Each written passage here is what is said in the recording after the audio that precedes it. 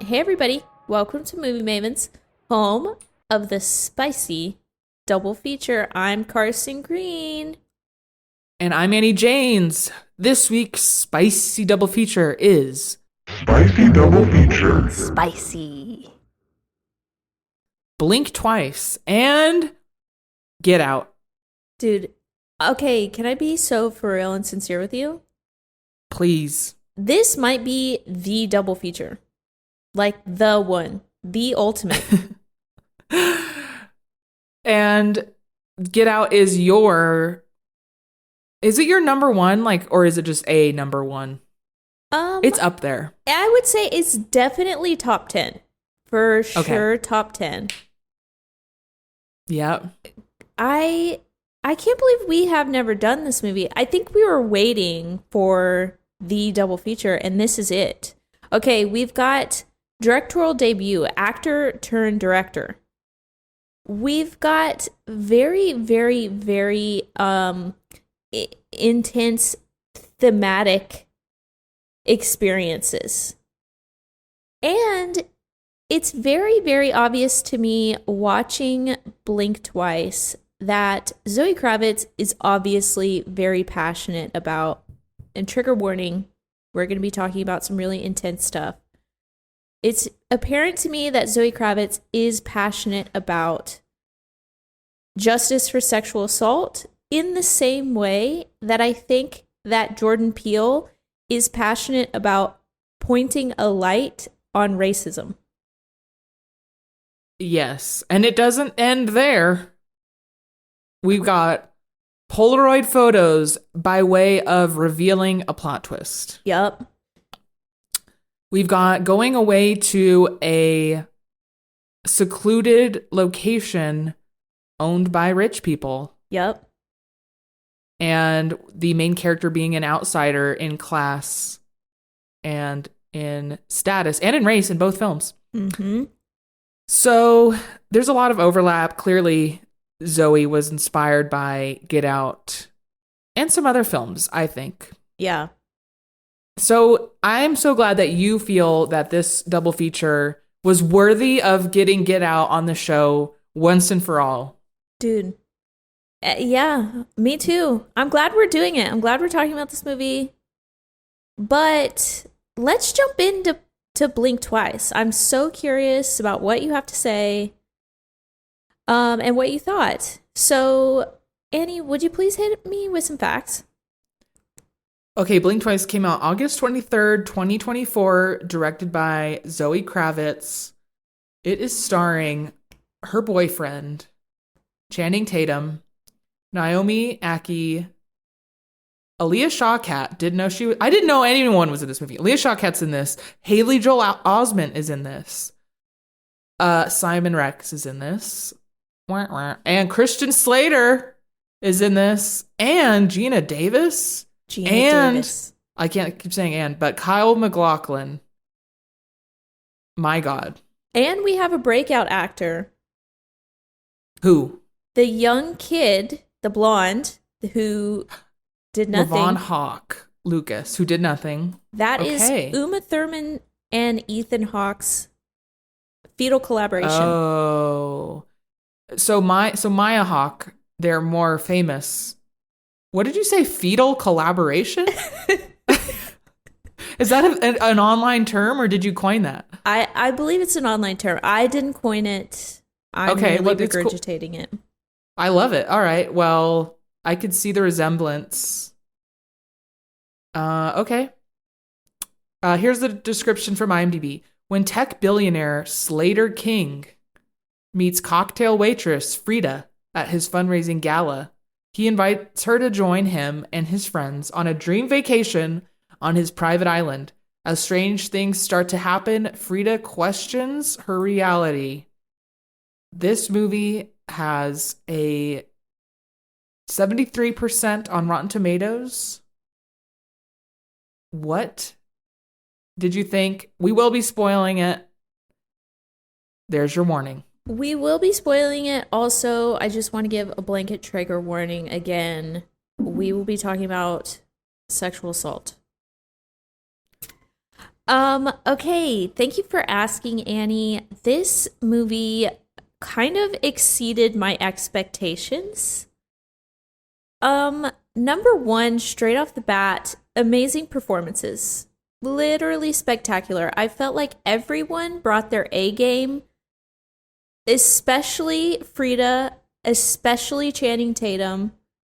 Is just like all of the women were just so good. They just fell into these characters so beautifully. I loved Aaliyah Shawkat. I always love her. I Me just love too. seeing her. She's so good. I thought that going into it, seeing the trailer, I thought that I knew what it was about, but I, in fact, had no idea. And in the same way that I feel like Get Out is a very complete story, I felt like this was a complete story. I like from beginning to end, I didn't feel like I was missing anything. And we get a very full resolution. Yes. Yeah, like we know exactly what happens to conclude this character's story, excuse me. Yeah, which I appreciate that. Also, just, yeah, Channing Tatum is so good. And I like how he's just so natural on screen. Like every performance he gives, it's like a lived in character. Like he's just so, it doesn't look like he's ever performing. It just looks like he's just so natural on screen. And I liked him collaborating with Zoe Kravitz in this way. I feel like I like the story being told. I appreciate the story being told. Shining a light on just like exposing holes in rape culture that we're not really talking about in terms of powerful people. I mean, I guess we are powerful people Epstein. taking advantage. Yeah, Epstein, literally. Yeah. Well, let me ask you this. Channing Tatum, smash or pass? I need to know clean shaven, and then blink twice introduces the new Channing Tatum with a beard. Smash or pass both? It's a smash every way you look at it. It's any season, any day of the week, any time of the day. Okay. Smash. I prefer, if I had to choose, I prefer beardless Channing. Overall, pass. Damn, that's crazy. Yeah, I don't know what it is. I think he's from Alabama. I did learn that. Yeah, he's from Mobile, I think. I really? Yeah. I thought Or maybe Montgomery. Huntsville. That's where I'm from. That's crazy. I would know it if he was there. Just kidding. I'm from Eufaula. Coleman. You don't fucking say, do you? Anyway, that's really close to Huntsville, so you weren't quite right. You weren't quite wrong there. Okay, well, what did you think about the movie? I'll get into it. Yeah.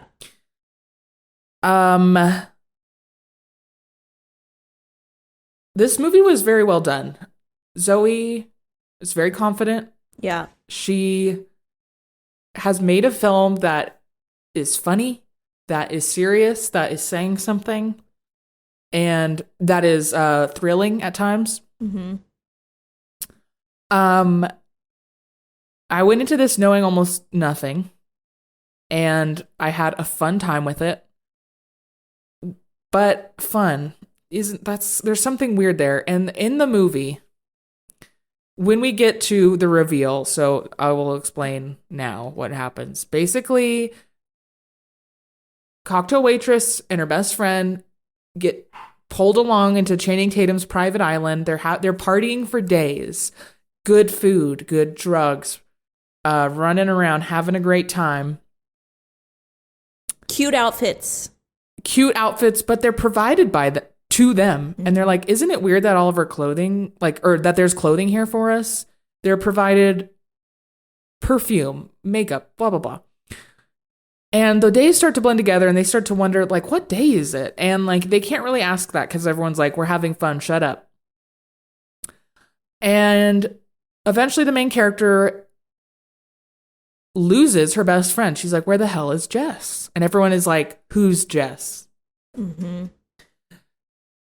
Finally, at that point, the movie was getting interesting. I thought it took a little too long to get there because I was just waiting. Like, this is similar. I feel similar to you with Alien Romulus, where I'm like, I know where this is going. Let's fucking get there. Mm-hmm.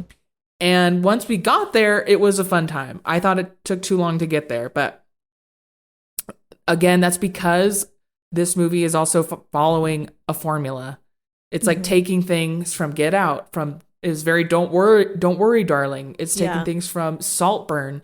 So because of that, I couldn't love this movie because it felt too much of a like cherry picking of things that I could see compared to like Get Out, which is just like it just arrived on scene to be its original self. What an insane movie.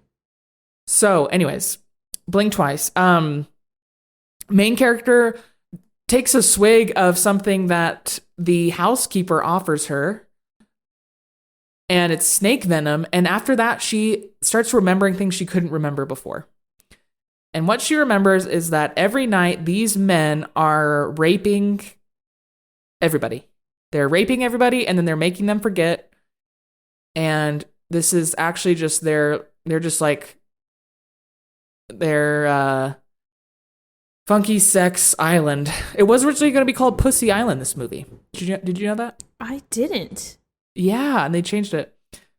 I kind of wish it was, but from then on, she's like, I need to get all the girls. They need to wake up. So she's giving them the snake venom to drink.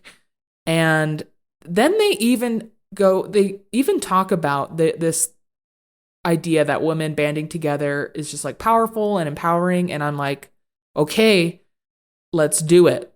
Mm-hmm. And I was a little let down by when we entered the revenge portion of the film, where everyone is like knowing that they've been raped this whole time and now they're gonna fight back. Mm-hmm. I wanted like them to, girls, let's make a plan and enact it. Mm-hmm. And instead it was more just like, and lash out. Girls are killing, girls are dying one by one. And I think if they had taken some of that runtime in the beginning and given it to girls like hatching a plan that they enact, we would have been there. Mm-hmm. But I did love the pairing of Frida and then Sarah, another girl that was there. Yes. They kind of got this pairing relationship. Amazing. They were hilarious together. They had great energy together. I loved how like candidly they talk, and almost in a meta way of like, if people were actually in this fucking situation, how would they talk? How would they act? That's how they were. Mm-hmm. It wasn't like the movie version. Yeah. Loved that. Yeah. The most iconic and important use of a vape to ever hit cinema. Yeah. Agree. Cool. It was used all the time, so it was cool that it had to do with, how they get them in the end and how they control them in the end.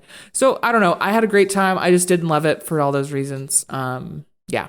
Yeah, that's understandable. I didn't mind, in hindsight, I didn't mind all of the setup and the runtime that you were talking about, because I think that it like just really situated me in a vulnerable position. And by that, I mean, like, these girls were just hanging out. They were just doing drugs. They were having fun. They were running around. And that's what we saw. They were none the wiser. We were like getting hypnotized in the way that they were. Yes. Like, what day is it? Yes. Yeah. And we were getting fed the same scene over and over again, very like slight variations of it.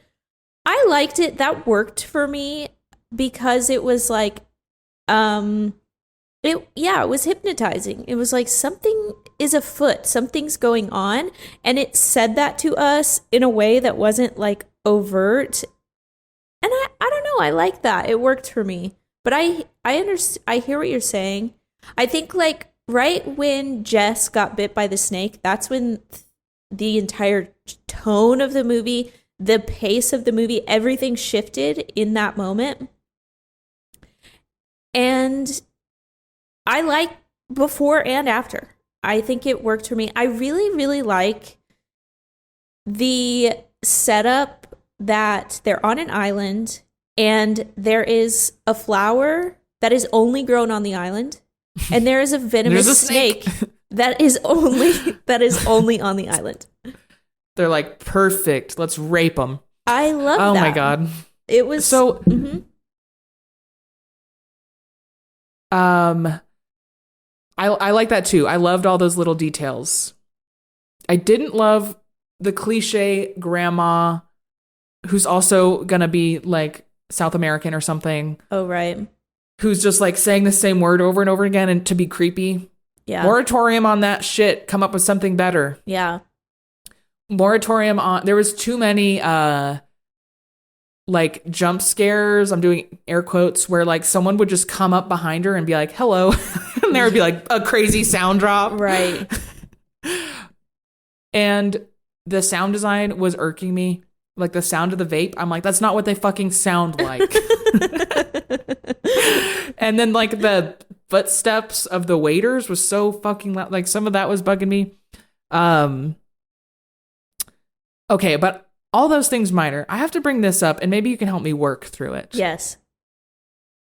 When we got to the reveal that they were being raped, the tone obviously shifts heavily, but it shifts from a wide, there's like a wide degree of tone from laughing, having good time, making light of things, being silly to rape, and then kind of back to silly, Beyonce needle drop era. Okay. Mm-hmm. And like, there's something about that scene that is like it's really intense. But there's something about that plot device that sits wrong with me in the way that it sat wrong with me in Promising Young Woman. And like, I guess what it is like, I wish that there was like another layer to the storytelling. Like in Get Out, like there's this layer of the supernatural. And here I go spoiling Get Out. There's your warning. If you haven't seen it, go freaking watch it. 3, 2, 1. We're going to swap bodies, take out your brain, put it in mine because I want to be a black person, or I want the benefits of a athletic black body, or I'm just fucking racist and weird. Like, so there's all of that in Get Out, but it's also saying so much. And in this movie, it's just saying what it is, and it's not like layering in these story elements. At the same time, rape and sexual assault are so much more rampant than media is showing. And part of me is like, well, maybe it should, right? So I just feel conflicted. And I'm curious how you feel. Excellent point. I had a very similar thought, but I want to compare it to the same way that a lot of people were talking about Barbie last year. Insofar as they were saying, I heard a lot of people saying, like, we don't need feminism 101. We need feminism 500. And I think that Barbie was a great introduction for a lot of people into feminism, in the same way that I think that Blink Twice is a great introduction into just like the horrors that women endure that just are not talked about, that are just completely swept under the rug, that cannot be shown on screen, that cannot be talked about in many circles. And so when I framed it in that way of like, oh, a lot of people need to see this, not so much as like, oh, this is just a fun story, I gave it much more of a pass. But I hear what you're saying. I think just like as a piece of entertainment, like, yeah, I think like we could have incorporated more elements. Like blood magic. Yeah. Just throwing that out there. Ooh. Like, okay. And to your point, like if it was Feminism 500 or if it was like, I guess this movie isn't going to get across to people that this is a problem because this is about a billionaire. Right. And yes, as we now know, and or should have always known, billionaires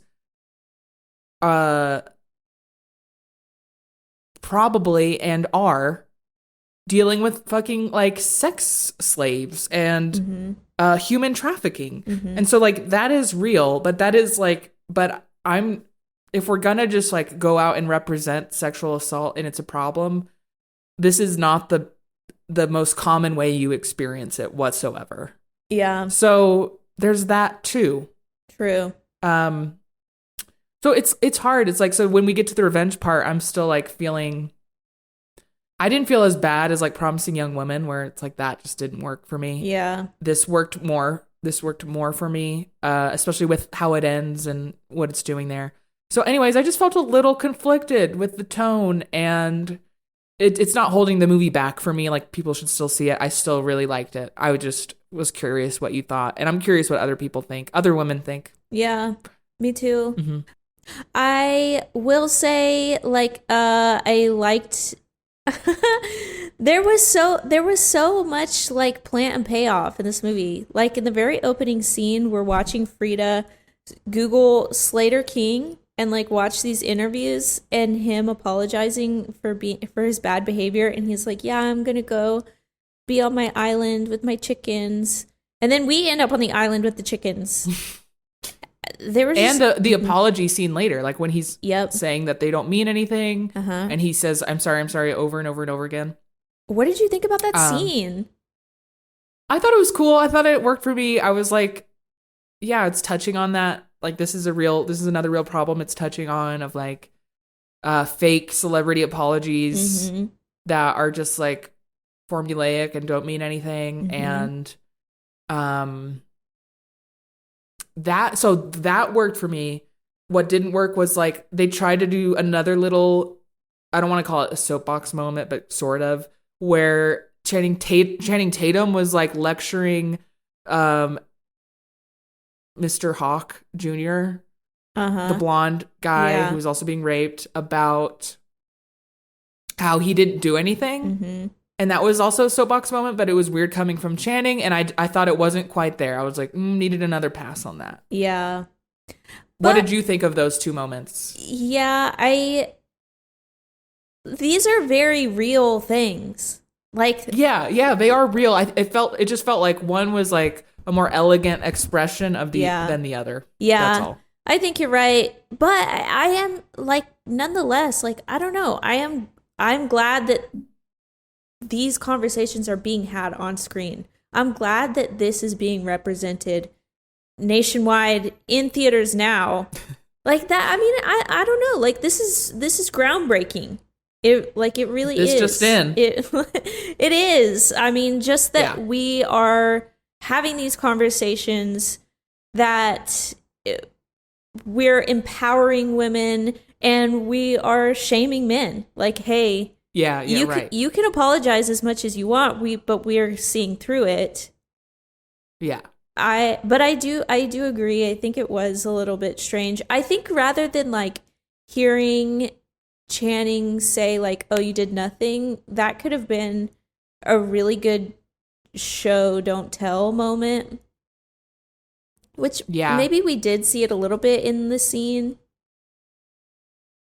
It was just, there wasn't enough time for that to fully play out, basically. And okay, wait, you brought up plant payoff. One more I wanted to point out that I liked was the red chair.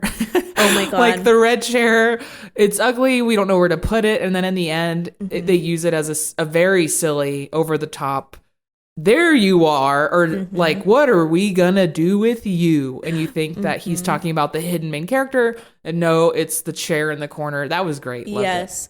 Another trope, Gina Davis, who gave an incredible performance, I might say. She was so good.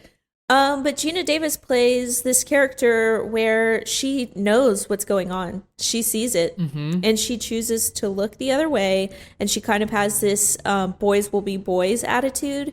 And that also, I'm glad that that's being represented on screen, of like this older generation of women who just don't know how to confront this bad behavior, or are afraid to confront the bad behavior, or just like it's so much easier to exist for them to just look the other way.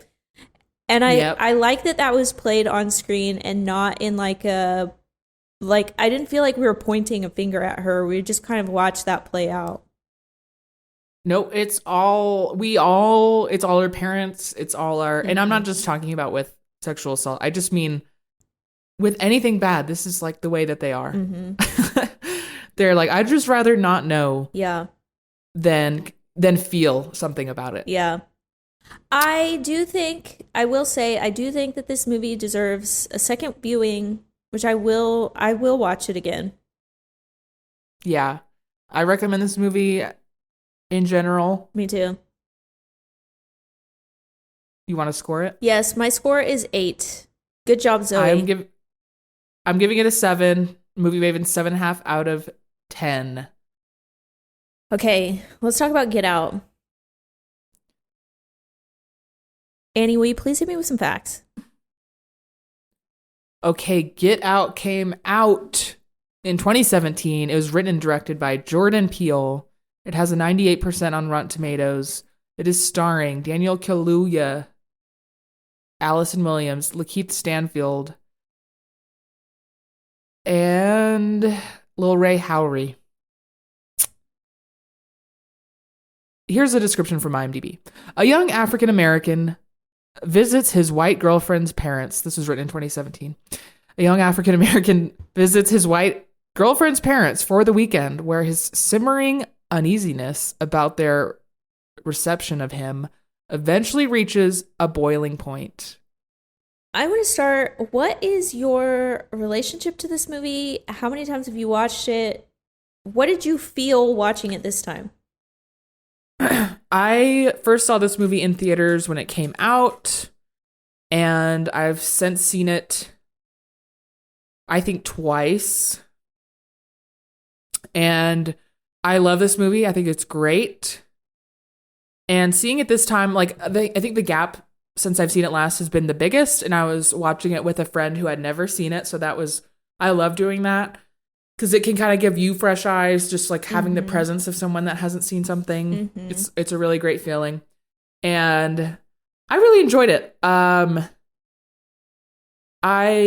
think that even since 2017, times have changed. And that was fascinating to see how even some things that were flying, I was like, wouldn't fly today.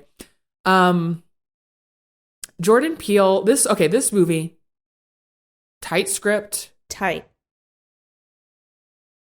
Amazing, I think, visualization of the sunken place, iconic. Yes. And I think the last act is perfect.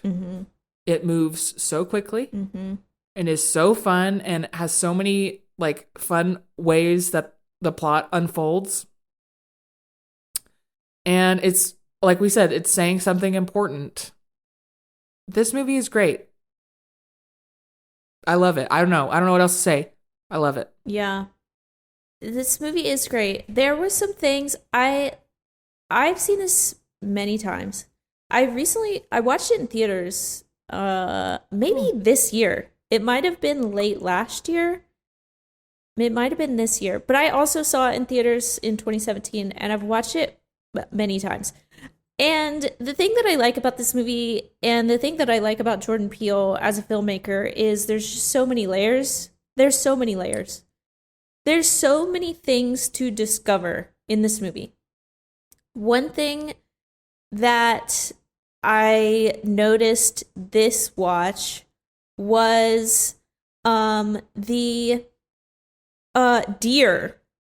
So, like, in the beginning of the movie, Daniel Kaluuya and Allison Williams, they're driving to her parents' house, and she hits a deer.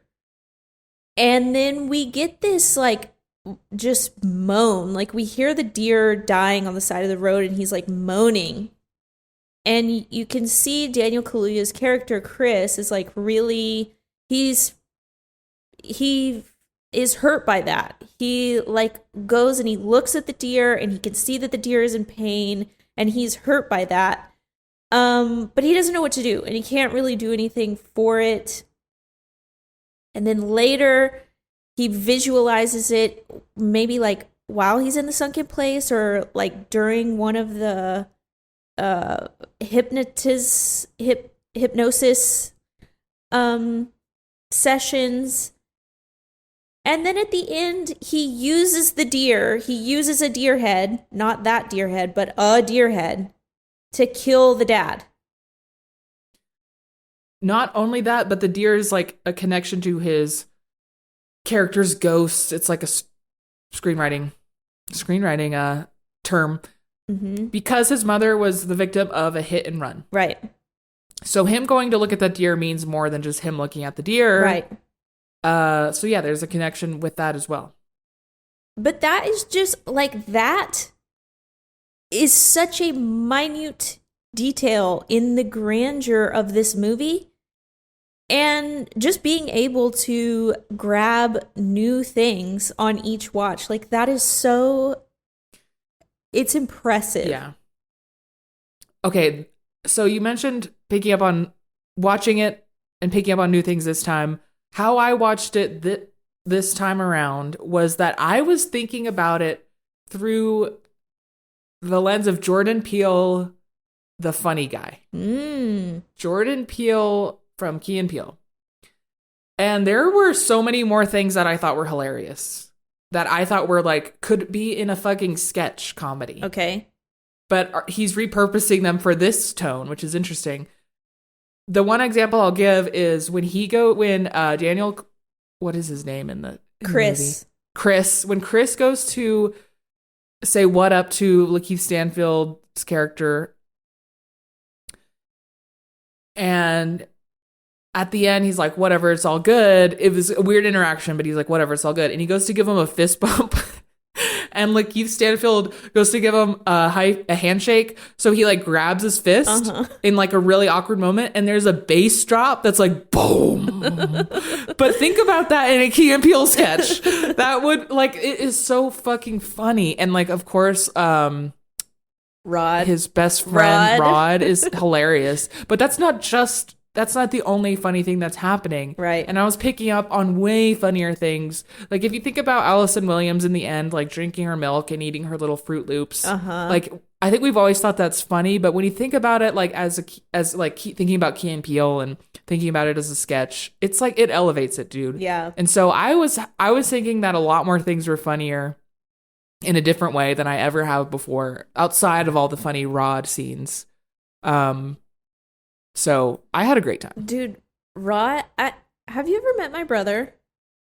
No, I haven't. Okay. Bucket list. Just kidding. Rod, the last time I watched this movie, I was like, oh, that's based on my brother. Rod. Okay, so that's how your brother is like. My brother, that is like, he would 100% draw the conclusion, sex slave. It's a sex slave. Yeah, and that's where your brother would go and say it like that, and go to the police and give this soliloquy of the and be like, TSA, we handle shit. That's my brother. Oh my god, that is exactly my brother. I love that. Well, I gotta meet him.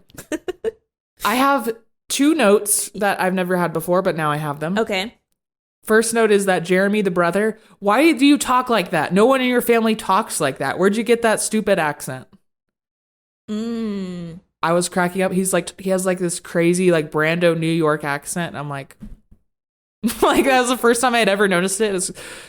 That's one note. And that was the actor's choice and the director's, like, he probably didn't notice it because I hadn't noticed it until now. Second thing, when Chris and Rose are on their walk while the silent auction is happening, Chris is like, I want to go. And Rose is like, and leave me here? Ooh. That, I think, is borderline unbelievable because I'm like, wait a minute, girlfriend. You didn't even know this event was happening until you got here, as far as the audience knows at this point, right? So you should have no problem leaving. Right. Also, he doesn't have a car nor a driver's license. Not only that, but why would you make it about yourself at all? Why would you, like, the way she made it about herself was very frustrating. Like, and leave me? And I get, knowing what we know is like she's just trying to get him to stay there. But I think that they should have had a different invention for that line, because her just being like, and leave me here, it makes no sense. I didn't notice this, but Gus did. When he eventually doubles down on her, instead a normal person I think would be like, okay, well, I have to go. Yeah. So I'm leaving, right? Yeah. He doubles down and he's like, baby, I'm staying with you. And he drops a single tear and he gives her a hug. And Gus said, what if that was the hypnotism working? Because every time that the hypnotism comes into effect, he cries a tear. And he just said, I'm thinking things that I don't even want to be thinking. So maybe like it was already working. Anyways, I thought that was cool.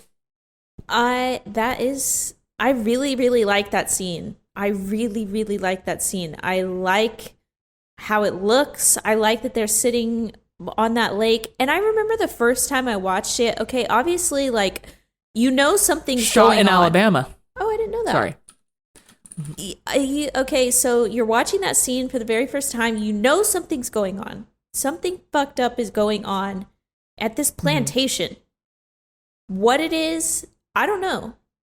And when I was watching it this time, I was thinking about the first time I was watching it and that reveal to the silent auction.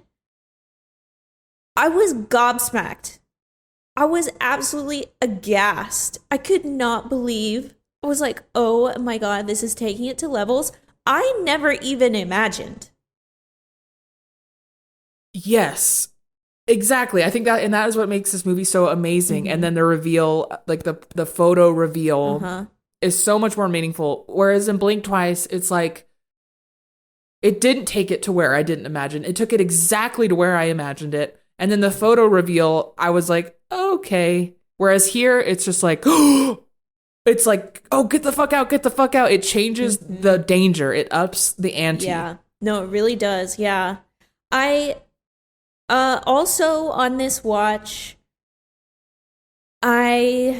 obviously we're going to give Daniel Kaluuya his flowers. He's amazing in this. Rod is amazing in this. I think the dad is amazing in this. Something that I don't think that I really paid attention to is Allison Williams. Allison Williams gives a spectacular performance. From the moment that we see her, and she's like in his apartment before they even leave, and he's like giving her a hard time, like, did you even tell them that I'm black?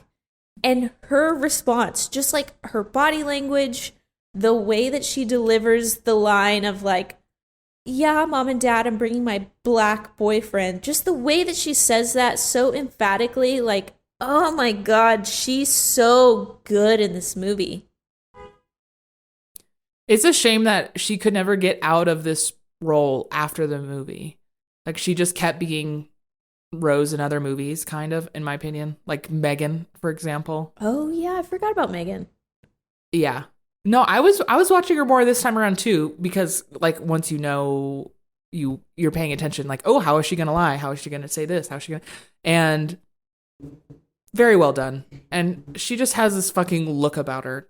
She really does. She's skeletal. She's creepy, dude.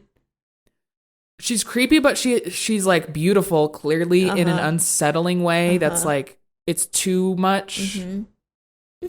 And her eyes are like, there's something unsettling about it. Yeah. Yeah. Sorry, girl, you're too damn pretty. I'm creeped out now. Oh, wow. I think that Daniel Kaluuya and Jordan Peele, match made in heaven. Yep. Just keep making movies. Don't stop. Please don't stop. Yeah. Okay, well, anything else? No, this is greatest of all time. Everyone should see it in their lifetime, and everyone can. There's nothing too crazy in it. Like, oh, the anything that is like maybe gory, it's not gratuitous. Yeah. It's done tastefully. Mm-hmm. Yeah. And things are too gratuitous these days, I must say. I agree. This is a 10 out of 10. This is a perfect movie. 0 notes. I wouldn't change a single thing. I'm going to continue to watch this movie for the whole rest of my life in the same way that I'm going to watch The Shining over and over again. I'm giving it a 10 out of 10 as well. It's just that good. It really is. I love 10 out of 10 movie Mavens. I love Jordan Peele. I am excited to see what Zoe Kravitz is able to do. Me too. Okay, well, folks, that's Movie Mavens. We're going on hiatus. Annie's. No, we're not. We're not? Well, they don't know that. Oh. Okay, never mind. Because these will come out, while I'm away. Oh, I see. Okay. Well, if you have a suggestion for our next double feature, write to us on Instagram at Movie Mavens or send us an email, moviemavenspodcast@gmail.com. And that's it. Movie Mavens all the way out.